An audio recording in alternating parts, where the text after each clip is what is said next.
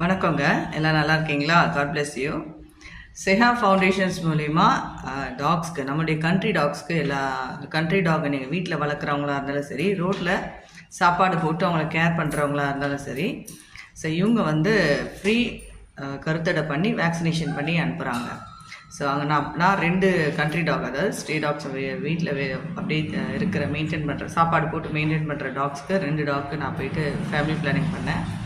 So first டேவே பார்த்தீங்கன்னா அவங்களுக்கு ஒரு நல்ல ஒரு சேஞ்சஸ் தெரிஞ்சுது. நெக்ஸ்ட் டே கொஞ்சம் இதுவாக இருந்தாங்க. அப்புறம் 3rd டே நல்லா எப்போதும் போல் நல்லா நார்மலாகிட்டாங்க.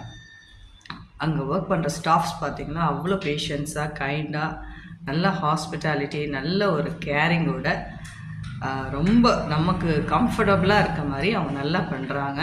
ஸோ நீங்கள் எந்த ஒரு அச்சம் இல்லாமல் நீங்கள் போயிட்டு அவங்க வீட்டில் வளர்க்குற ஆண் நாயாக இருந்தாலும் பெண் நாயாக இருந்தாலும், இல்லை நீங்கள் சாப்பாடு போட்டு வளர்க்குற டாக்ஸாக இருந்தாலும் நீங்கள் போய் இதை யூஸ் பண்ணிக்கோங்க. டாக்ஸ் குட்டி போட்டு நிறைய அங்கங்கே அடிபடுறதில்ல.